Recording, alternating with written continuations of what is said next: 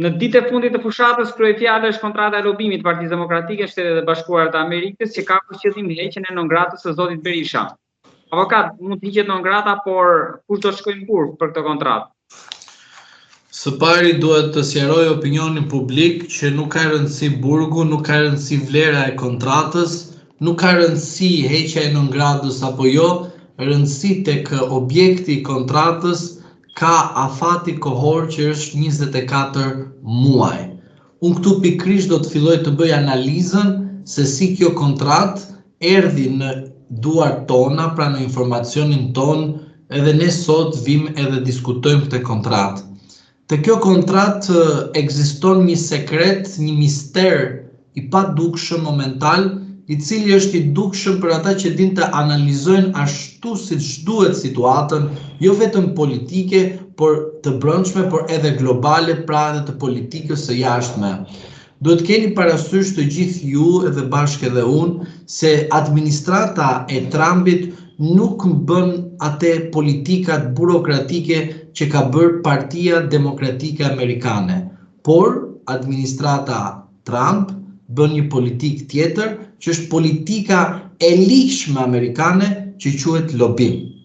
Në rast se lobimi është bërë sipas ligjit, që do të thotë për partitë politike, donacioni është bërë ashtu siç përcakton legjislacioni amerikan, se rasti konkret ka të bëjë me jurisdiksionin tregtar në shtetin amerikan dhe nuk ka të bëjë me legjislacionin tregtar shqiptar. Pra do të thotë, për ata të vulhumburit dhe lavazhierët e spakut, që kanë dalë nga mjesit deri në darkë, duke thënë që kjo kontratë do të sjellë pasoja juridike, ata gabën sepse ligji tregtar amerikan njeh lobimin. Në rast se vim në mentalitetin shqiptar dhe në kushtetutën në 1976 që atashohet pikrisht spaku, normalisht spaku ka nisur verifikime. Po unë do doja shumë spakun të nisë verifikime, jo vetëm për Partinë Demokratike, jo vetëm për Sali Berisha, por të nisë hetime dhe sherifit. Sherifin e ka prononcuar, e ka publikuar zëvendës presidenti i Shteteve të Bashkuara të Amerikës, kur ka deklaruar publikisht që sherifi është aty. Normalisht aty është, po e sigurt është që ka ardhur. A ka ardhur para në shkrimit të kësaj kontrate? Apo do të vi javën e ardhshme? Kjo mbetet për të parë.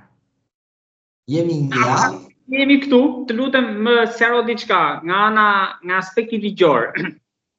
Një nga emrat e njohur të gazetarisë në këto 2 ditë ka bërë një artikull për sa i përket lobimit dhe ndër të tjera shkruan: SPAK është i detyruar të hetojë edhe shkeljet e mundshme të ligjeve federale të Shteteve të Bashkuara.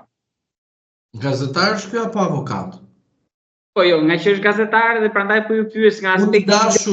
Unë i dashur mund të rregulloj një prizë, po në rast se futem te kurrendi, jam i bindur që do bëhem viktim. Po prandaj nuk jam elektricist. Unë nuk jam hidraulik, unë e di të ngjis një tub, po në rast se tubin e ngjis dhe uji në vend të shkojë karkim, bëhet ngarkim dhe aty ku duhet të bëhet ashtu siç duhet e bëj gabim, do kem pasoja. Prandaj i them gazetarit famshëm që shiko, lexo edhe një herë ligjin shqiptar, lexo ligjin amerikan, lexo qartazi çfarë nënkupton lobimi, lexo çfarë bëhet fjalë me kontratën, sepse kontrata është një marrëveshje civile, tregtare, të rregulluar nga personat fizik, individ ose personat juridik tregtar.